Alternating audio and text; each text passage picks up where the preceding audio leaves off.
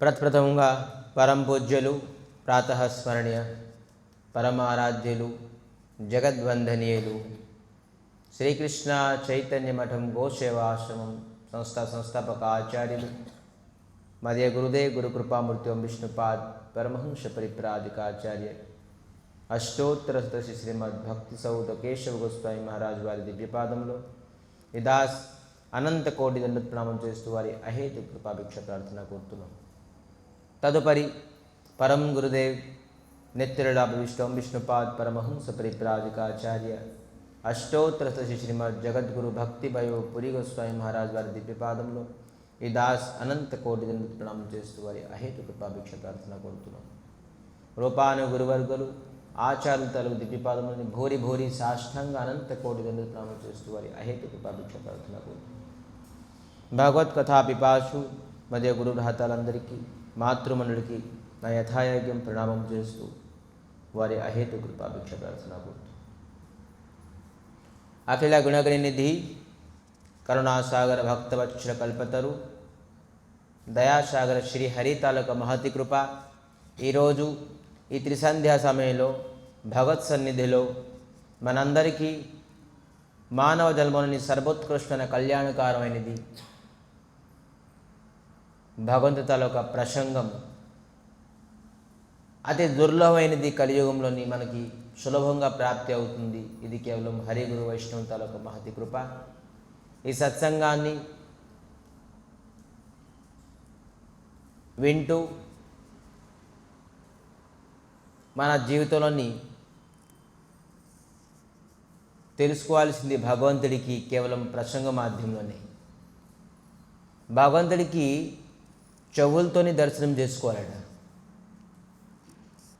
దాని తర్వాత మనం కళ్ళుతో దర్శనం చేసుకుంటే ఆ దర్శనానికి ఒక అర్థము భక్తి శ్రద్ధ అన్నిటికంట భగవంతుడి పట్ల మనకి ప్రేమ నమ్మకము విశ్వాసం కలుగుతుంది. మనకి భగవంతుడి పట్ల విశ్వాసము భక్తి శ్రద్ధ నమ్మకం ఎందుకు కలగకుండాదంటే మనం చెవులతోని దర్శనం చేయలేదు. భగవంతుడు ఎంత మహానీయుడు అని తెలిస్తే కానీ అతని పైన మనకి నమ్మకం కుదరదు. ఎంత మహానీయుడు అంటే అతను చేసే పనులేంటి, ఏం చేశారు, అసలు భగవంతుడు ఎవరు అని తెలుసుకుంటే అతని పైన మనకి నమ్మకం విశ్వాసం కలుగుతుంది. సో మనందరం భగవంతుడి పైన నమ్మకం విశ్వాసం కలగాలని ఈ కథా మాధ్యమాన్ని భగవంతుడు కోరుకుంటూ ఈరోజు ప్రసంగాన్ని ప్రారంభిద్దాం. గత సత్రాలో భగవత్కథ సత్రంలో మనం మహాదేవుల గురించి తెలుసుకున్నాం. మహాదేవులు ఈ ద్వాదశ జ్యోతిర్లింగంలో సోమనాథ్ మరి మల్లికార్జున్ రెండు తలక విశేషత్వం ఎందుకు ఆవిర్భావం అయ్యారు ప్రకటమయ్యారు అని తెలుసుకున్నాం. కానీ ఈరోజు ఇటువంటి ప్రసంగం ఒకటి, అసలు మహావిష్ణువు ఎవరు, కృష్ణుడు ఎవరు, మహాదేవులు ఎవరు, వీళ్ళలో ఏమైనా వేరియేషన్ ఉన్నదా అంటే తేడా ఉన్నదా, అందరూ ఒకటేనా? చాలామంది అంటారు కామన్గాను అందరూ ఒకటే, భగవంతుడు అందరూ ఒకటే, ఎవరికి పూజించినా మనకి ఒకటే. చాలామంది కామన్గా తెలుసు, ఎవరిని పూజించినా కూడా ఒకటే బాబు, చివరికి వెళ్ళింది భగవంతుడి దగ్గరికి అంటాం. చాలామందికి విన్నాం. అవి బుక్ తీయండి, శిక్షాష్టక బుక్.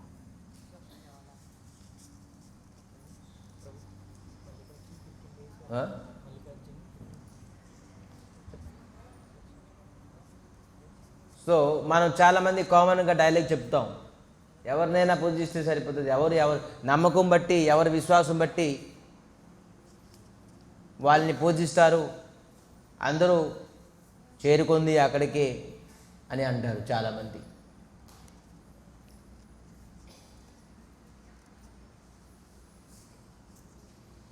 మనం ఎయిర్పోర్ట్కి వెళ్ళే దారి ఉన్నది,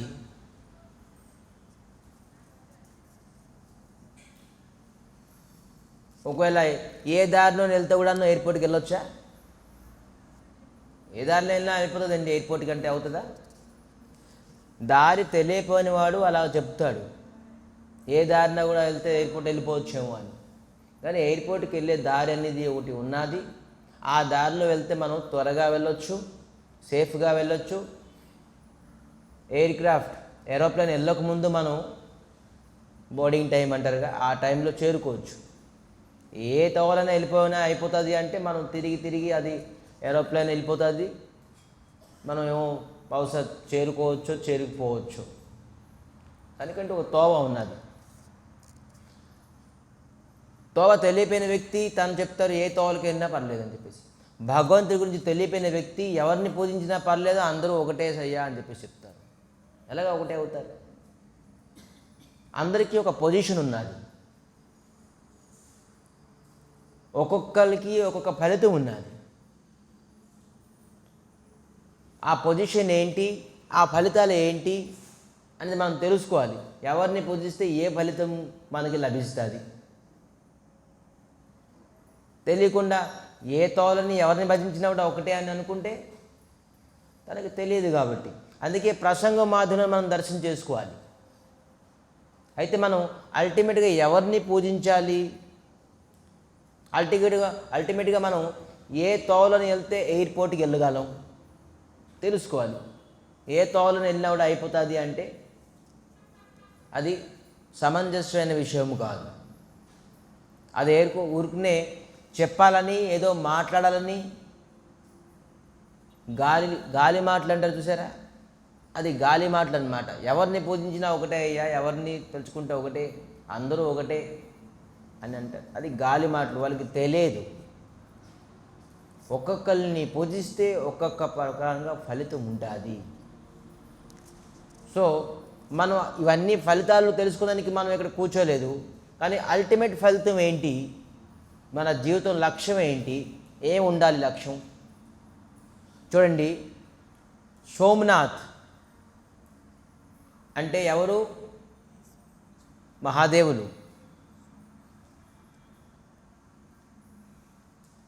మహాదేవులకి ఎవరు ముందు పూజించారు? చంద్రుడు. దేనికి పూజించారు? దక్ష ప్రజాపతి తను అల్లుడు చంద్రుడు. ఆ చంద్రుడికి శాపం ఇచ్చారు, ఏంటి? క్షయరోగం అవ్వాలి నీకు. క్షయం అంటే కుష్టి రోగం. నీ శరీరం అంతాను రోజు రోజుకి క్షీణం అయిపోవాలి, నీకు క్షయరోగం అయిపోవాలి అని చెప్పేసి శాపం ఇచ్చారు.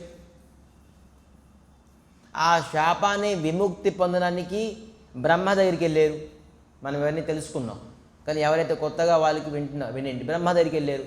ఏ బ్రహ్మ, మాకు నా మామగారు దక్ష ప్రజాపతి ఈ విధానంగా నాకు శాపం ఇచ్చారు, ఏం చేయాలి అంటే ఒక పంచయు సౌరాష్ట్ర సముద్ర తీరన్న మహాదేవులు ఆశుతోష్, అతనికి ఏ వరం కావాలంటే ఆ వరం మీకు ఇచ్చేస్తారు.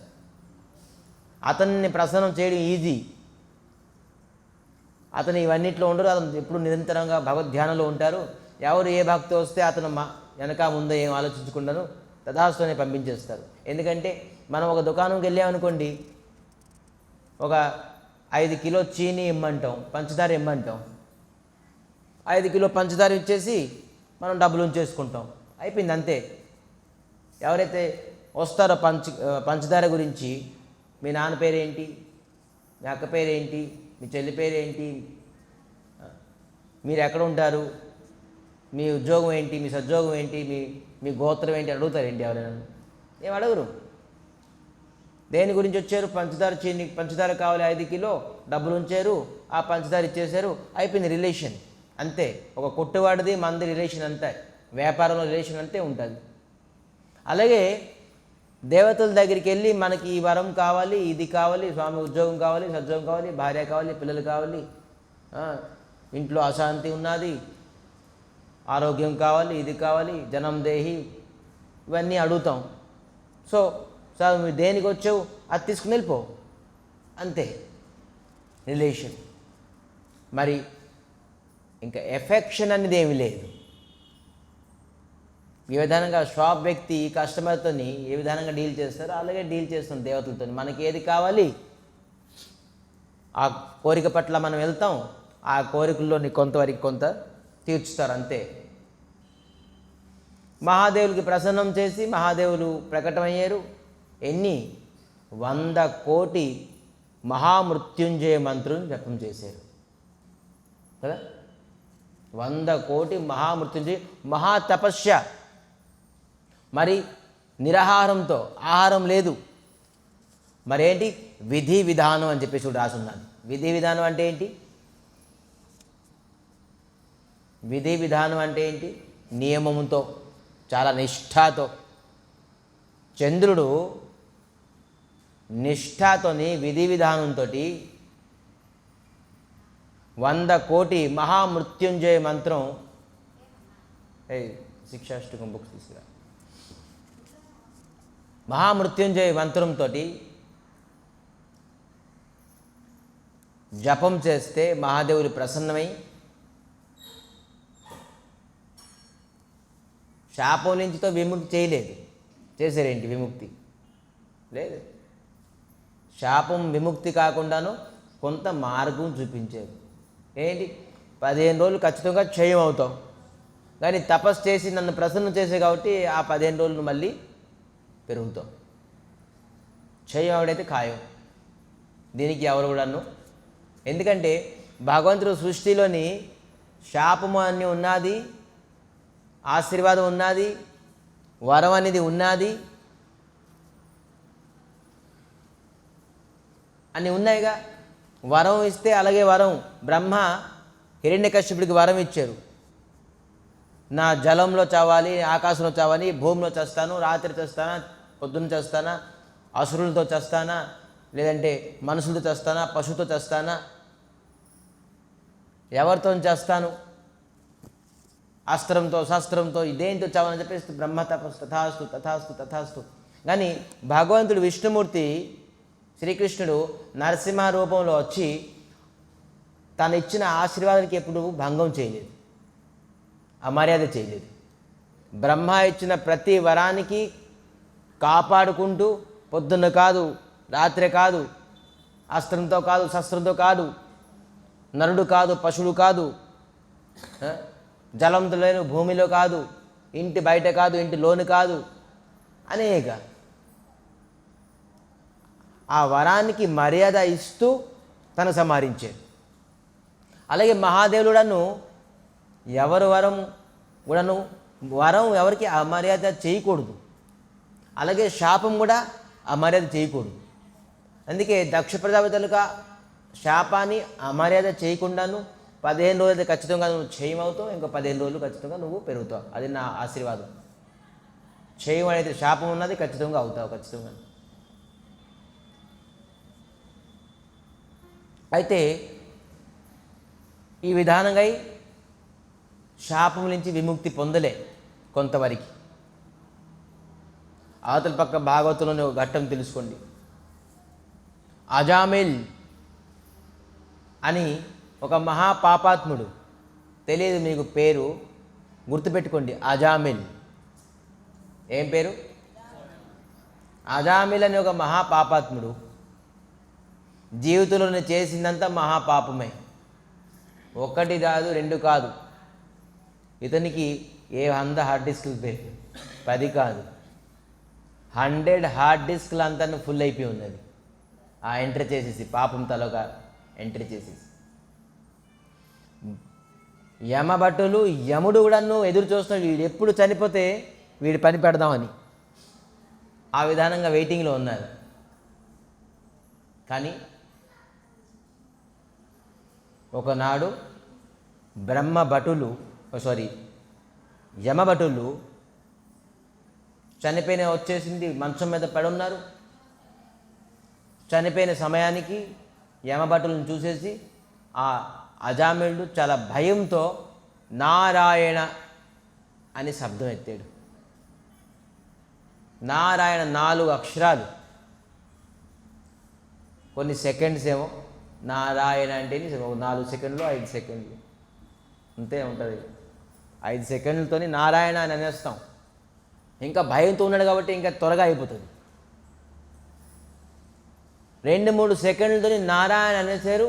అక్కడ యమభటుల్ని తొలగించి కొట్టేసి విష్ణుదూతులు అందరూ వచ్చేసారు. ఈ శవాన్ని మీరు ముట్టుకోవడానికి వీలు లేదు. ఎందుకంటే ఆఖరి క్షణంలోని నారాయణ తాలూకా నామాన్ని ఇతను ఉచ్చరించారు కాబట్టి, స్మరణం చేశారు కాబట్టి ఇతని జీవితంలో చేసిన మొత్తం పాపమంతాను నష్టమైపోయింది. కేవలం నారాయణ 4 అక్షరాలతో శ్రీమన్ విష్ణుమూర్తి నారాయణ శ్రీహరి శ్రీకృష్ణ పరమాత్మ తన నామాన్ని స్మరించారు కాబట్టి జీవితంలో చేసిన తప్పు అంతా నష్టమైపోయింది. వెళ్ళి పవిత్రం అయిపోయాడు. ఇటు వైకుంఠానికి వెళ్తాడు. పిచ్చిగడ్డ అయిపోయాడండి. మొత్తం అంత పాపం యమధర్మరాజు వెయిట్ చేస్తున్నాడు, చనిపోతే తీసుకెళ్దామని చెప్తే అర్థం అవ్వదని చెప్పేసి మొత్తం అంతాను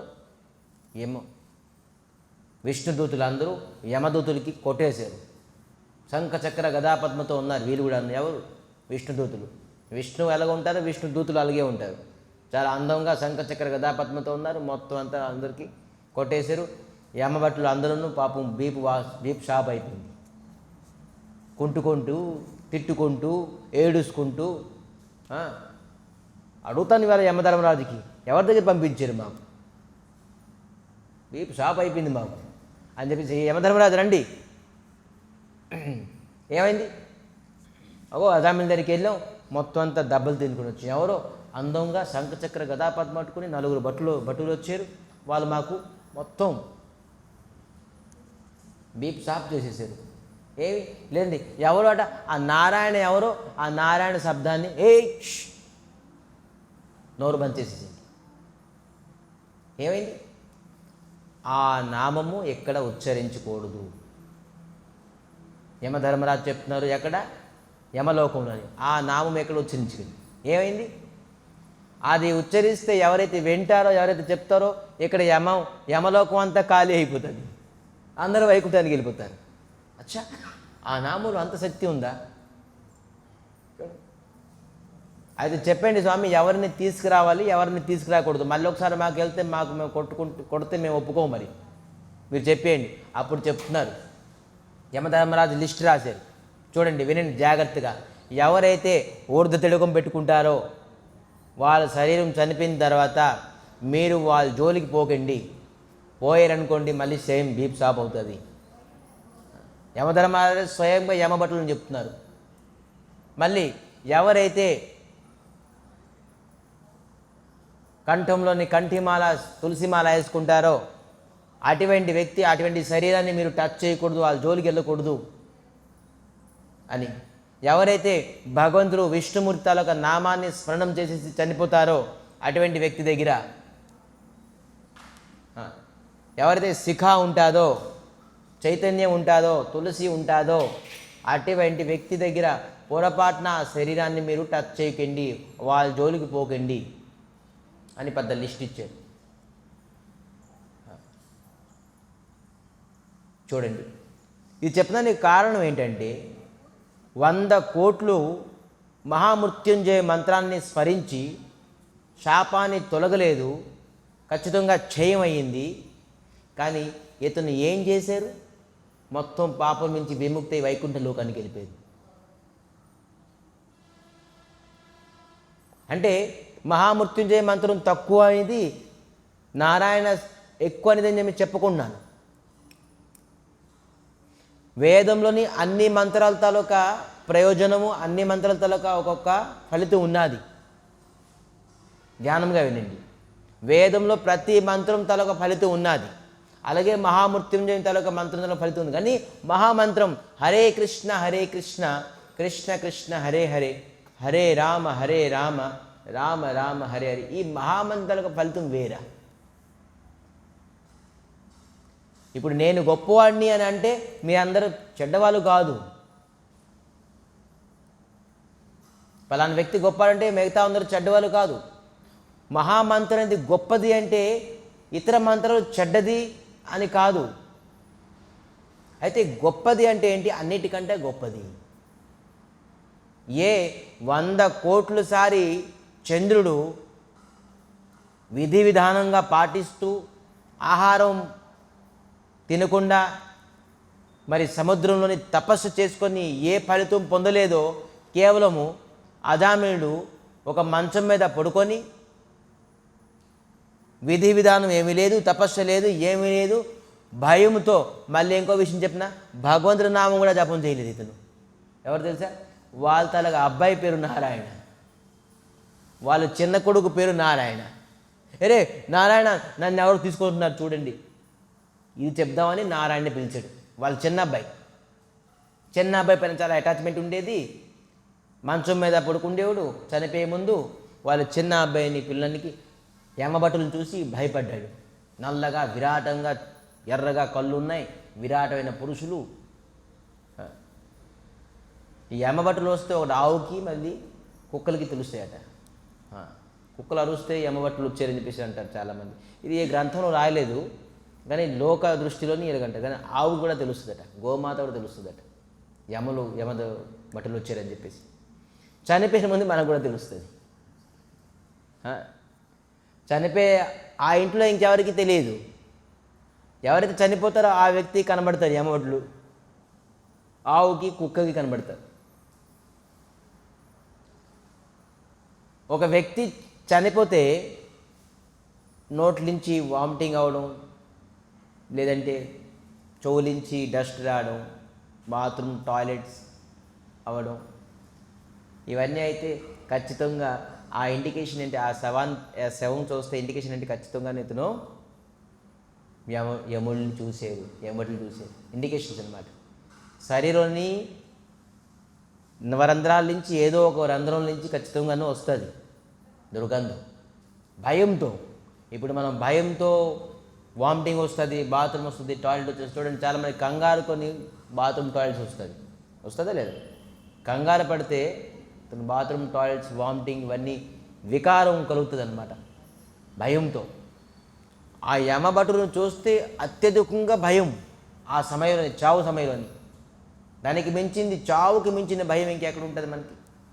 సో ఆ చావు సమయంలోనే మనం భయపడుతూ బాత్రూమ్, టాయిలెట్, ఇవన్నీ మొత్తం అన్నీ వామిటింగ్స్ అన్నీ వస్తాయి. ఇది ఎవరికైతే అయ్యిందో ఖచ్చితంగా యమభటులు చూసేది, యమభటులు తీసుకెళ్ళారని చెప్పేసి కన్ఫర్మ్ అయిపోవాలి. అలా చనిపోతారు, మనం స్వర్గీయ అని రాస్తాం. ఎక్కడ స్వర్గంకి వెళ్ళలేదు, ఈ నరకంకి వెళ్ళిరాదు, తెలుసుకోవాలి. అయితే ఈ ప్రకారంగా చూడండి, వాళ్ళ కొడుకు పేరు తలిచారు, ఏ విధి విధానం లేదు, ఏ తపస్సు లేదు, ఆహారం గట్ట ఏమి విడిచిపెట్టలేదు, మంచం మీద పడుకొని చక్కగా నారాయణ అని కొడుకు పేరు పెట్టేశారు, విష్ణులోకానికి వెళ్ళిపోయారు. ఇది భగవంతుడు విష్ణుమూర్తి తాలూకా నామం తాలూకా ప్రభావం. పోనీ ఇది పక్కన పెట్టండి. రెండోది ఏంటి అంటే, ఏ మృత్యుంజయ మంత్రం, కాశీలోని ముఖ్య దేవత ఎవరు? కాశీ విశ్వేశ్వరుడు. విశ్వేశ్వరుడు అంటే ఎవరు? ఈశ్వరుడు, మహాదేవులు. మహాదేవుల తాలూకా మంత్రం ఏంటి? మహామృత్యుంజయ మంత్రం. అయితే చనిపోయిన ముందు మహాదేవులు అతని మంత్రం అతను చనిపోయే ముందు చెప్పొచ్చుగా అందరికీ. తన తాలూకా మంత్రమే అందరు చెవులను చెప్పొచ్చు కదా. ఏ మంత్రం చెప్తున్నారు? ఇది తెలుసు, లాజిక్, శాస్త్రం, వేదం, పురాణం, ఈ విధానంగా. అందుకే చక్షుదృష్టినాం, కర్ణదృష్టినాం, చెవులతో వినండి, చెవులతో చూడండి అంటున్నారు.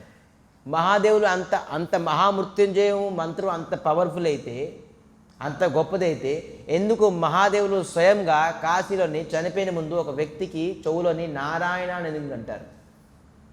మహామృత్యుంజయ మంత్రం తన మంత్రం తను చెప్పొచ్చుగా, ఎందుకు నారాయణ అన్నారు?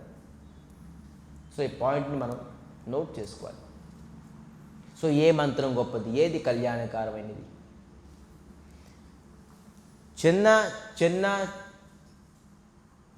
లాభాలతో ఎవరైతే సంతుష్టం అయిపోతారో వాళ్ళకి మనం ఏం చెప్పడానికి లేదు. బాబు ఏదో ఈ పూటకి తిండి దొరికితే చాలు, ఈ పూటకి కూలి దొరికితే చాలు, రెండో పూట చూద్దాంలే, అటువంటి వ్యక్తుల గురించి కృష్ణ భక్తి కాదు.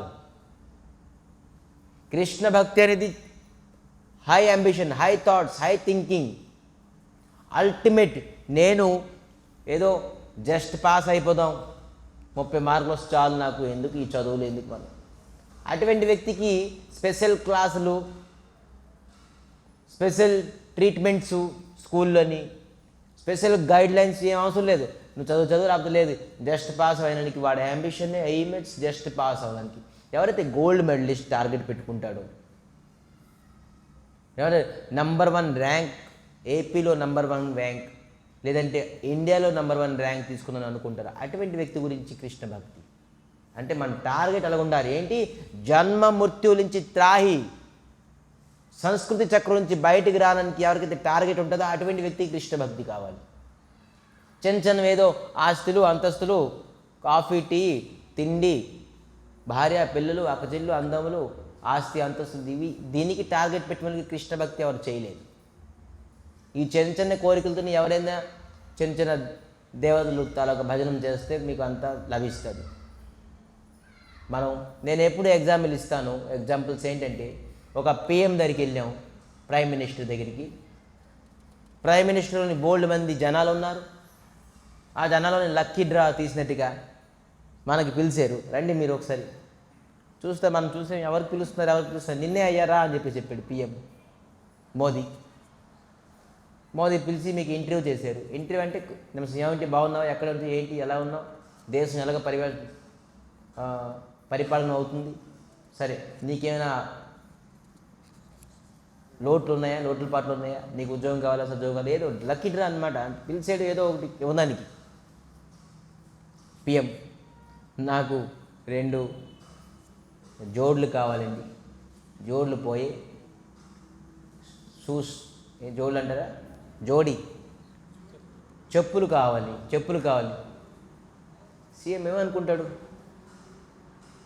సీఎం దగ్గరికి వెళ్ళి చెప్పులు కావాలి అంటే ఏంటి, అది ఎంతవరకు సమంజసం? కృష్ణుడి దగ్గరికి వెళ్ళి భార్య, పిల్లలు, ఆరోగ్యం, అక్కచెల్లు, అందములు, ఆస్తులు, అంతస్తులు, డబ్బు, ఇవన్నీ అడిగితే భగవంతుడు అనుకుంటారు, అదే దేని గురించి వచ్చావు? ఈ కేటగిరీ అంతా నువ్వు ఇంకెవరినైనా భజన ఉంచే, సాధన ఉంచే, ఇంకెవరినైనా పిలు, ఈ కేటగిరీ నాది కాదు. సుప్రీం అతనికి కావాలంటే నీకు ఒక ఊరు ఇవ్వగలరు, అతనికి కావాలంటే నువ్వు దాంట్లో ఒక చీఫ్ మినిస్టర్ చేసేయగలరు. నువ్వు కరెక్ట్గా ఆన్సర్ ఇస్తే, నువ్వు కరెక్ట్గా కోరుకుంటే నీకు సీఎం చేశారు, నువ్వు ఎమ్మెల్యే చేశారు, ఎంపీ చేసేయగలరు, ఇక మినిస్టర్ పదవి కూడా ఇచ్చేయగలరు పిఎం కోరుకుంటే. లేదంటే నీకు ఎంత పెద్ద పోస్ట్, ఉద్యోగం, సద్యోగం, ఏదైనా చేయగలుగుతారు. కానీ చెప్పులు అడిగారు. అది కృష్ణ భక్తి తరగతి వచ్చిన తర్వాత మనం ఇవన్నీ చిన్నవన్నీ ఏంటి అడగాలి? స్వామి నువ్వే కావాలి. మనం పిఎం కనుక స్వామి పిఎం దగ్గరికి వెళ్ళి చెప్పులు కాడుకున్నాను, ఏమడదండి ప్రభు, మోదీ గారు, పిఎం గారు, మీరంటే చాలా ఇష్టం నాకు, మీ దగ్గరే ఉంటాను నేను, అది ఒక్కటి చేసు, మీ దగ్గర నేను కలకాలం మీ సేవలో ఉంటాను, మీరు ఏదంటే ఆ పని చేస్తాను అని ఒక వ్యవహారం నాకు ఏదో చూపించండి. అచ్చా సరే, పిలుస్తారు, ఇంటర్వ్యూ చేస్తారు, మీ పిఎం ఎక్కడ ఉంటారో అక్కడ మీరు ఉంటారు, ఉంచుతారు, మీకు పోస్ట్ ఒకటి ఇచ్చేస్తారు, ఏంటి పర్సనల్ అసిస్టెంట్ ఏదో అని.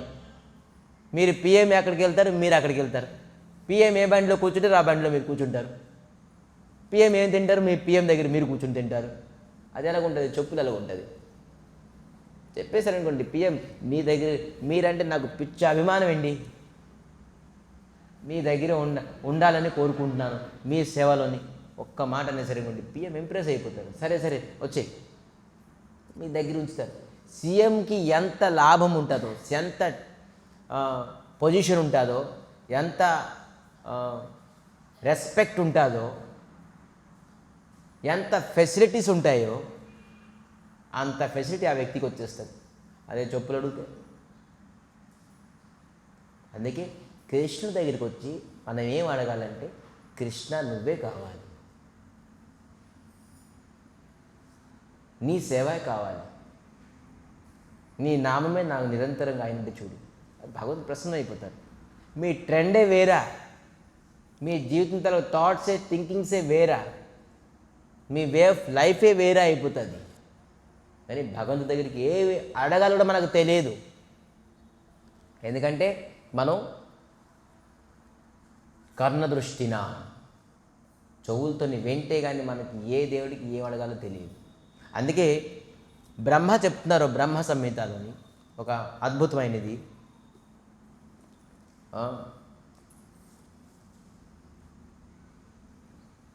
ఈ సృష్టి తలకు మూలమైన కారణం అసలు మహాదేవులు మరి మహావిష్ణు తాలూకా ఏంటి సంబంధం, కృష్ణుడితో ఏం సంబంధం అని టాపిక్ మంది.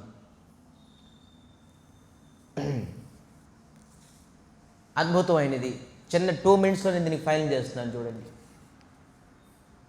ముందు ఈ జగతానికి సృష్టించిన వాడు వేదం పురాణం చెప్తుంది. మనం చెప్తారు చూసారా, ఎయిర్పోర్ట్కి వెళ్ళడానికి ఏదైనా దారి అయితే ఒకటే ఏంటి అని అనకూడదు. గాలి మాటలు కాదు, శాస్త్రం మాట వినాలి. ఏం శాస్త్రం ఏం చెప్తుంది అని చెప్పేసి. సో అది మనం మాట్లాడుకోవాలి.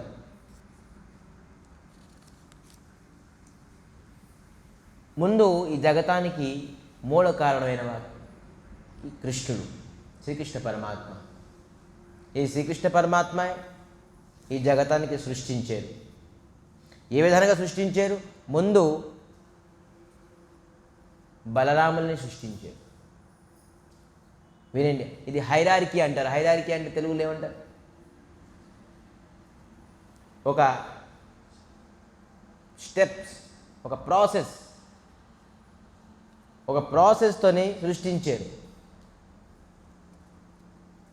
మనం ఈ గుడి కట్టామంటే ఈ గుడి నేను కాంక్రీట్ వేసాను, నేను స్లాబ్ వేసాను అంటే కాదు.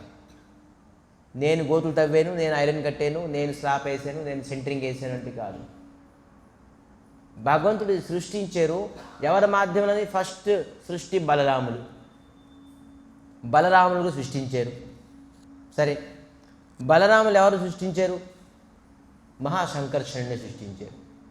ఇది హైరార్కీ, ఈ ప్రపంచం తాలూకు సృష్టి తాలూకు రహస్యం. మరి శంకర్షణుని తర్వాత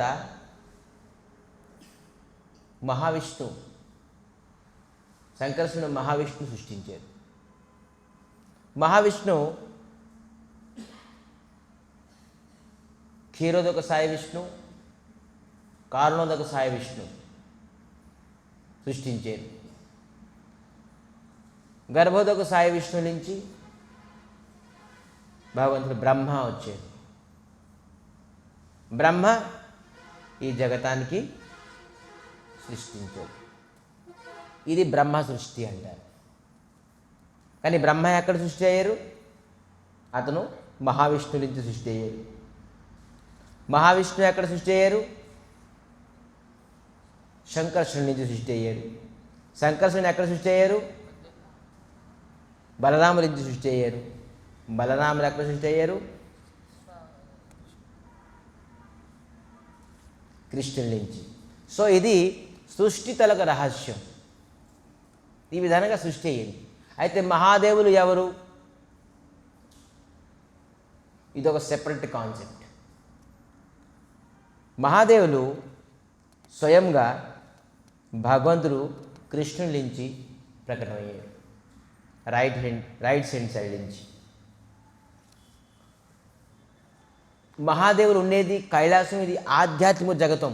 బ్రహ్మ నుంచి ఉండే జగతం అంతను భౌతిక జగతం.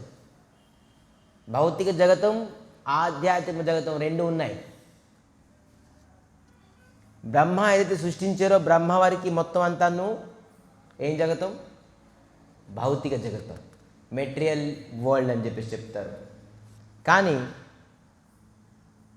మహాదేవులు ఉన్నది ఆధ్యాత్మిక జగతం. అది అప్పుడు కేవలం భగవంతుడికి ధ్యానాన్ని తప్ప ఇంకేం చేయరు మహాదేవుడు. అందుకే సదాశివ అంటారు. బ్రహ్మ కూడా చావు ఉంటుంది, కానీ సదాశివ అంటారు. మహాదేవుడిని సదాశివ అంటారు. సదాశివ అంటే సదా ఉంటారు, చావు లేదు. ఈ మహాదేవులు భగవంతులకు ఒక్కొక్క రోములోని ఒక్కొక్క బ్రహ్మాండం, ఆ బ్రహ్మాండంలోని ఒక్కొక్క బ్రహ్మ, ఒక్కొక్క మహాదేవులు ఉంటారు. ఎలాగా అనేక అనంత విష్ణు, అనంత బ్రహ్మ, అనంత మహేశ్వరులు కూడా ఉన్నారు. కానీ సదాశివులు ఒకళ్ళే. అతను ఎవరు? కైలాసంలో ఉంటారు. సదాశివునికి కూడా అనంత రూపమైన ఉన్నది. అతను ఒక్కొక్క బ్రహ్మాండంలోని ఒక్కొక్క మహాదేవుడిలాగా ప్రకటమవుతారు, ఇలా చేస్తారు. కానీ సదాశివ అనేది నిత్యం కైలాసంలోని అతను ఉంటారు. అతను కేవలము ఆధ్యాత్మికము. ఆధ్యాత్మికం అంటే ఏంటి? ఆధ్యాత్మికం అంటే ఏంటి? భగవంతుడి తల యొక్క నామస్మరణం చేయడమే ఆధ్యాత్మికం. భగవంతుడి తల యొక్క ధ్యానమే ఆధ్యాత్మికం. దీనికంటే ఇంకా ఆధ్యాత్మికం అనేది ఏమీ ఈ జగత్తంలో లేదు. ఎవరైతే ఆధ్యాత్మిక రంగంలోని అభివృద్ధి చెందాం అనుకుంటారో వాళ్ళు ఖచ్చితంగాను భగవంతుడి తాలూక నామాన్ని స్మరణం చేయాల్సిందే. అయితే చాలామంది అంటారు హరిహరుడు ఒకటే, కేశవు మరి మహాదేవులు ఒకటి, హరిహరు ఒకటే అని చెప్పేసి చెప్తారు. అంతే కదా, చాలామంది అంటారు హరిహరులు ఒకటే అండి అని చెప్పేసి. ఒకటే. ఇక్కడ చెప్తున్నారేంటి?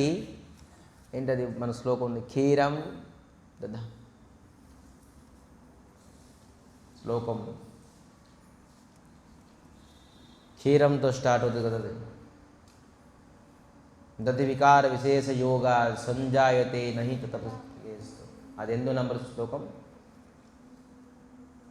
క్షీరం యథా దతి వికార విశేష యోగా సంజాయతే నహి తథ పృథిగస్థ హేత యో సంభూతామపి తథా సముపేతి కార్య గోవిందమాది పురుషం తమహం భజామి. బ్రహ్మసహితలో 18 నంబర్ శ్లోకం. బ్రహ్మ స్వయంగా చెప్తున్నారు. ఏంటి ఈ శ్లోకం అంటే? పాలు క్షీరం అని చెప్తున్నారు. క్షీరం యథా దతి వికార విశేష యోగాత్. ఆ పాలు కాచి దాంట్లో పులుపేస్తే పెరుగు అవుతుంది. పాలు అనేది శ్రీకృష్ణ పరమాత్మ, పెరుగు అనేది మహాదేవుడు. అభిన్నమే. పాలు నుంచి పెరుగు అవుతుంది. పాలు లేకపోతే పెరుగు ఎక్కడ అవుతుంది? పాలు పెరుగు తలక ఒకటే, ఏం తేడా లేదు. పాలు పెరుగు. కానీ పాలు పెరుగు అవుతుంది, కానీ పెరుగు మళ్ళీ పాలు అవ్వలేదు. భగవంతుడు శ్రీకృష్ణుడు ఒక అంశంగా మహాదేవులు అవుతారు, కానీ మహాదేవులు స్వయంగా కృష్ణుడు అవరు. ధ్యానంగా వినండి. స్వయంగా బ్రహ్మ చెప్తున్నారు. కృష్ణుడు పాలు పులుపైన తర్వాత పెరుగు అవుతారు. కృష్ణుడు స్వయంగా భగవంతుడు, అతను ఒక అంశ రూపంలోని మహాదేవులు అయ్యారు, సదాశివులు అయ్యారు. కానీ సదాశివులు ఇప్పుడు భగవంతుడు అవ్వరు. అంటే పెరుగు ఎప్పుడు పాలు అవ్వరు, భగవంతుడు అంశం అవుతారు. ఇది ఇంకొక రూపం. మిల్క్కి పాలుకి ఇంకో విధానంగా యూజ్ చేసుకోవచ్చు అని చెప్పేసి పాలుకి పెరుగు చేశారు, ఇంకొక డిష్ చేశారు, ఇంకొక ఐటెం చేశారు. పాలకి మేగడ చేయొచ్చు, వెన్న చేయొచ్చు, నెయ్యి చేయొచ్చు, ఇంకా ఖోవా చేయొచ్చు, రబడి చేయొచ్చు, బోల్డ్ చేయొచ్చు పాలుకి. కానీ ఒకసారి అది ఫామ్గా అయిపోయిన తర్వాత మళ్ళీ అది పాలు కావడం అంటే మళ్ళీ కావు. పాలు పాలే, పాలు నుంచి తయారు చేసిన అన్ని వస్తువులు వస్తువే. భగవంతుడు భగవంతుడే. భగవంతుడి నుంచి ప్రకటమైన అనేక దేవతలు అందరూ వాళ్ళు దేవతలే. కానీ అందరూ వచ్చింది పాలు నుంచే, అందరూ వచ్చారు కృష్ణుడి నుంచే అని చెప్తున్నారు. క్షీరం యథా దతి వికార విశేష యోగా. బ్రహ్మ స్వయంగా చెప్తున్నారు. నో డౌట్ కృష్ణుడి నుంచి మహాదేవులు వచ్చారు, సదాశివులు వచ్చారు. కానీ సదాశివులు ఎప్పుడు భగవంతుడు అవ్వరు. కృష్ణుడు స్వయంగా భగవంతుడు. కృష్ణస్థ భగవాన్ స్వయం. సో ఈ విధానంగాను మనకి మళ్ళీ మహాదేవులు ఏం చెప్తున్నారు మనం చెప్పుకుంది ఏంటి? మహామంత్ర జోయ్ జపత మహేషు కాశీ ముక్తి హేతు ఉపదేశు. కాశీలోని విముక్తి పొందడానికి ఏ ఉపదేశం ఇస్తున్నారు మహాదేవులు? మరి మహాదేవులు ఎవరైతే మహామంత్రం జపం చేస్తారో, స్మరిస్తారో, కీర్తిస్తారో మహాదేవులు అతి ప్రసన్నమైపోతారు. మహాదేవులకి మహామృత్యుంజయ మంత్రంతో మీరు ఎంత ప్రసన్నం చేయగలరో మహాదేవులకి మీరు మహామంత్రం చేసి అతి శీఘ్రంగా మృత్యుంజయ మంత్రం కన్నాను ఇంకా ప్రసన్నం చేయగలరు మహాదేవునికి. ప్రతి దేవతలు కూడా నువ్వు ప్రసన్నం అవుతారు ఎవరు? భగవంతుడి యొక్క నామస్మరణం చేస్తే, మహామంత్రం చేస్తే. మరి ఈ కలియుగంలోని నామమే శ్రేష్టము, ప్రకట రూపంలో ఉన్నదని చెప్పేసి చెప్తున్నారు మహామంత్రం. అద్భుతంగా ఇది ఎక్కడన్నారంటే, సోయి భవతర కాచు సంశయ నాహి, నామ ప్రతాప ప్రకట కలిమాహి. ప్రతి యుగంలోని నామం ఉన్నది, భగవంతులకు నామం. ఏ సత్యయుగంలో ఉన్నది, ద్వాపరయుగంలో ఉన్నది, త్రేతాయుగంలో ఉన్నది, కలియుగంలో ఉన్నది. అన్ని యుగంలో నామం ఉన్నది.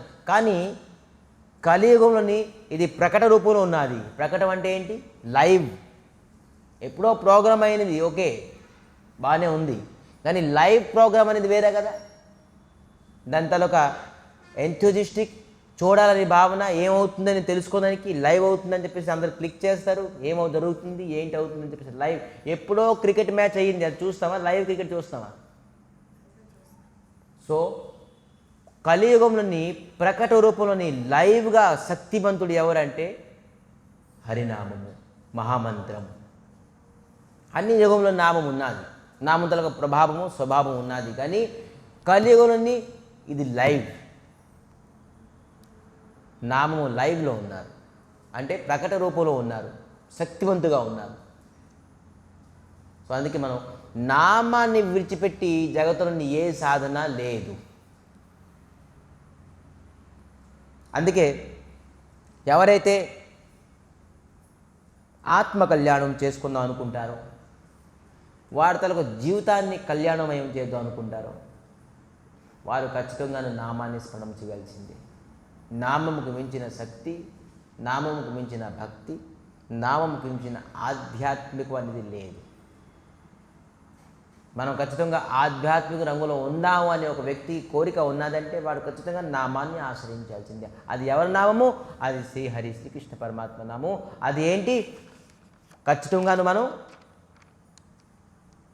మహామంత్రము, మహామంత్రం అనేది ఉన్నది. సో మహామంత్రం ఎందుకు చెప్తున్నారు ఇక్కడ? మహామంత్రం తాలూకా ఉద్దేశం ఏంటి అని చెప్తున్నారు. ఇది ఎక్కడ ఉన్నది? అథర్వ వేదంలోని అనంత సంహిత ఈ మహామంత్రం చెప్తున్నారు. ఏంటి? షోడశేతాని నామాని ద్వాత్రిస్ వర్ణ కానిహి.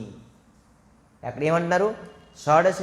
షోడశతాని ఏమంటున్నారు? 16 నామము, 16 శబ్దము ఉన్నే నామాన్ని ద్వాత్రిస్ వర్ణాన్ని. ద్వా అంటే 2, త్రిస్ అంటే 30, 32 అక్షరాలు వర్ణాని, వర్ణకాని. 32 అక్షరాలతోని 16 శబ్దాలతోటి ఉండే మంత్రానికి కలౌ యుగే మహామంత్ర సన్మతో జీవతారిణే, జీవాన్ని తరిస్తుంది. ఈ షోడశ నామము ఏం చెప్తున్నారు? కలియుగం మహామంత్ర సన్మతో. కలియుగులని మహామంత్రం అనేది సన్మతో అంటే ఏంటి? ఏం వేదం ఇది? అథర్వ వేదం. మనకి ప్రూఫ్ చూపిస్తుంది. ఎందుకయ్యా నేను ఈ మంత్రం చెప్పాను, ఈ మంత్రం కూడా ఓం నమో నారాయణ, ఇది కూడా మహామంత్రమే. ఓం నమో భగవతే బాసుడు, ఇది కూడా మహామంత్రమే. ఇంకా వేరే దేవతలు వేరే నామం చేస్తారు, అది కూడా మహామంత్రమే. నీకు ఈ మహామంత్రం ఏంటి, నాకు ఆ మహామంత్రం. చాలామంది ఆర్గ్యుమెంట్ చేస్తారు. కానీ చూడండి, అథర్వ వేదంలోని అనంత సంహితలు చెప్తున్నారు మహామంత్రం కేవలము ఇదేంటి? షోడశతాని, 16 శబ్దంతో, మరి ద్వాత్రిస్ వర్ణాన్ని, 32 అక్షరాలతోని ఉండేది. దీనికి మహామంత్రం అంటారు. ఈ మహామంత్రం కలియుగ తారిణే, జీవతారిణే, జీవాల్ని ఉద్ధరించడానికి ఇది మహామంత్రం అని ప్రఖ్యాతం అవుతుంది. ఈ మహామంత్రం జపించడం వల్ల, స్మరించడం వల్ల, కీర్తన చేయడం వల్ల వాడు తరిస్తాడు. జీవతారిణి అన్నారు. బ్రాహ్మణ తారిణే, వైశ్యతారిణే, క్షత్రియతారిణే, శూద్రతారిణే అని చెప్పలేదు. భక్తతారిణి అని చెప్పలేదు. జీవతారిణే. ఏ జీవుడు స్మరిస్తారో వాడు ఖచ్చితంగా తరిస్తాడు అని చెప్పేసి. కృష్ణ దగ్గరికి వచ్చేసి తరించిన దానికి ఎవరు ఆలోచించలేదో, కృష్ణుడు కావాలనుకోలేదో వాడు సీఎం దగ్గరికి వెళ్ళి, పిఎం దగ్గరికి వెళ్ళి చెప్పులు అడిగినట్టే. జనం దేహి, ధనం దేహి, ఇవన్నీ కావాలంటే మనం కేవలం భగవంతుడి దగ్గరికి వెళ్ళి ఏం అడగాలి మనం తెలుసుకోవాలి. ఏం అడగడం అవసరం లేదు మనకి. భగవంతుడు చెప్తున్నారు ఏంటి, అనన్న చింతయంతో మాం ఏ యనా పరిపాసతే తేసా నిత్య వియుక్తానం యోగక్షేమం బహమ్యం. మీరు నా చింతనలో ఉండండి, తక్కిందంతా నేను చూసుకుంటాను. మీరేం ఆలోచించిన అవసరం లేదు. భగవంతుడు మన జీవితానికి డీల్ చేస్తారంటే తప్పుగా డీల్ చేస్తారా? ఏ లోటుపాట్లతో డీల్ చేస్తారా? Let him give. భగవంతుడికి ఛాన్స్ ఇవ్వండి మన జీవితంకి డీల్ చేయడానికి. అతను ఏం డీల్ చేస్తే ఫెయిల్యూర్ అయ్యారు, కానీ మన జీవితానికి ఫెయిల్యూర్ అయిపోతారు. మొత్తం బ్రహ్మాండాలనే డీల్ చేసే వ్యక్తి. అతని జీవితంలో ఫెయిల్యూర్ అనేది లేదు లైఫ్లో. అతను ఇటువంటి డీల్ చేసేది నిపుణము, అతనికి సమర్థత, బలము, బుద్ధి అన్నీ ఉన్నది. మన జీవితం డీల్ చేయడానికి ఎంత సమస్య అది, ఏం పెద్ద విచిత్రం అతనికి అసలు వేణు కాదు, అసలు సమయం కాదు, ఆలోచిస్తే చాలు, ఇచ్ఛాశక్తి చాలు భగవంతుడిది. భగవంతుడి ప్రయత్నించి చేయడం అసలు మీ జీవితానికి డీల్ చేయాలంటే. మీ జీవితం మీరు గాడిదలాగా జీవితం అంతా కష్టపడినా కూడాను మన జీవితానికి మనం డీల్ చేయలేము. లాస్ట్కి ఫెయిల్యూర్ అయిపోతాం. జీవితం అంతా పొద్దున్న A shift, B shift, C shift, 3 షిఫ్ట్లు చేసినా కూడాను అయినా కూడా మన లైఫ్లోని సక్సెస్ అవ్వలేము, ఫెయిల్యూర్ అయిపోతాం ఖచ్చితంగా. కానీ భగవంతుడికి మీరు చింతనం చేయండి. ఏం చింతనం? హరే కృష్ణ హరే కృష్ణ కృష్ణ కృష్ణ హరే హరే, హరే రామ్ రామ్ రామ్ హరే. కేవలం స్మరణ మాత్రేణ ముచ్యతే. అతను ఖచ్చితంగా విముక్తి పొందుతారు, అన్ని సమస్యల నుంచి విముక్తి పొందుతారు. కేవలం జన్మమృత్యు అనేది ఘోర సంస్కృతి. ఇది ఏమంటారు? దుర్లభం. నారదులు అంటున్నారు దుర్లభం. జన్మమృత్యు సంస్కృతి చక్రం నుంచి బయటికి రావడానికి చాలా దుర్లభము. ఒక యోగి, ధ్యాని, జ్ఞాని, విరక్తి, అమలాత్మ, బిమలాత్మ ప్రయత్నించిన కూడాను ఒక వ్యక్తి జనన మరణ సంస్కృతి చక్రం నుంచి బయటికి రావడానికి కష్టము.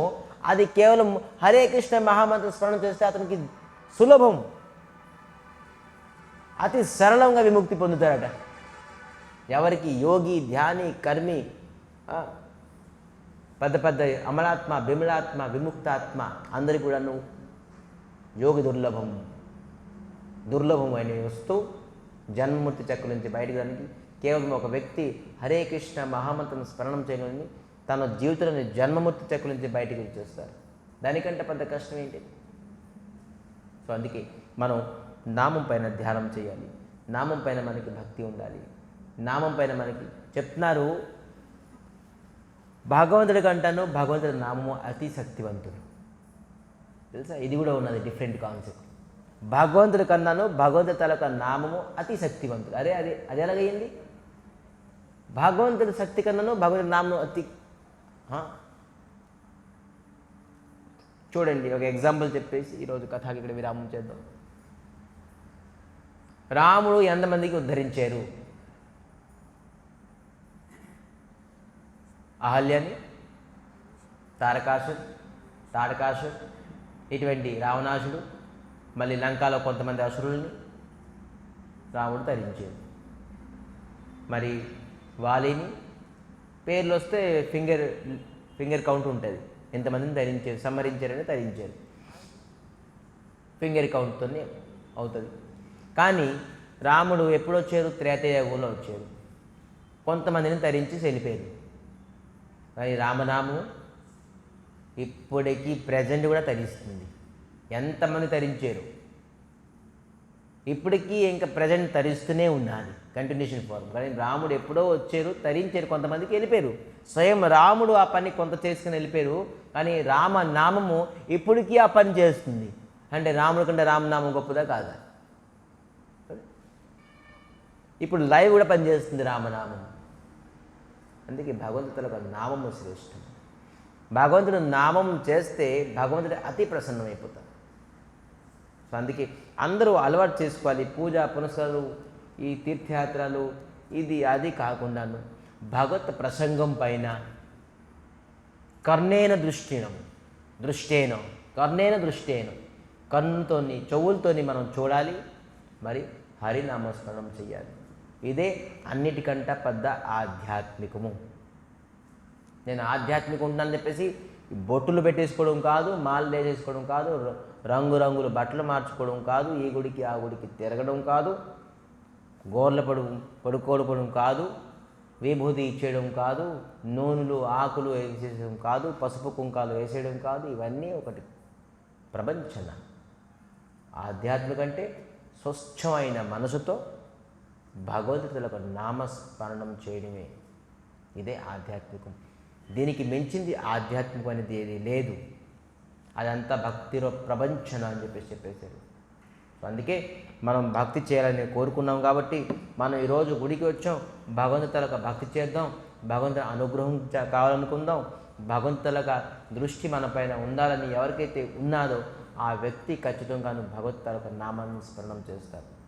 సో అందుకే అందరూ భగవంతులకు నామస్మరణం చేసి రేపటి నుంచి మనం ఒక డిఫరెంట్ కాన్సెప్ట్తో మళ్ళీ కథని ప్రారంభిద్దాం.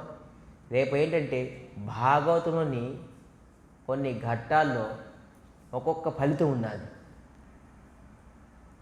ఒక్కొక్కటి ఫలితం ఉన్నది. ఏ ఘట్టం వింటే ఏ ఫలితం ఉంటుంది అన్నిటికీ ఉన్నాయి. గజేంద్ర మోక్షం అయితే ఏ ఫలితం, ధ్రువ చరిత్ర వింటే ఏం ఫలితం, ప్రహ్లాద చరిత్ర వింటే ఖచ్చితంగా ఒక్కొక్క ఘట్టం ఉన్నది, ఆ ఘట్టానికి ఫలితం ఉన్నది. అయితే మనం కొన్ని ఫలితాలు ముందు ఫలితం చదువుతాం, ఆ ఫలితం చదివి సమ్యక్ కొద్దిగా దాని తాలూకా డెస్క్రిప్షన్ ఇద్దాం. సో రేపటి నుంచి ఆ ప్రకారంగా మనం కథని స్టార్ట్ చేద్దాం. రేపు ఫలస్మృతి ముందు మనకి బెనిఫిట్ ఏంటి, దాని తర్వాత దాని గురించి 2 నిమిషాలు టాపిక్ వేసి మళ్ళీ ఒక బెనిఫిట్ ఏంటి, దాని గురించి మళ్ళీ టాపిక్, మళ్ళీ బెనిఫిట్. ముందు బెనిఫిట్ చెప్పేస్తాం, ఎందుకంటే అందరూ ప్రాఫిటబుల్ పర్సన్స్, అందరికీ ప్రాఫిట్ ముందు కావాలి, తర్వాత ఏదైనా.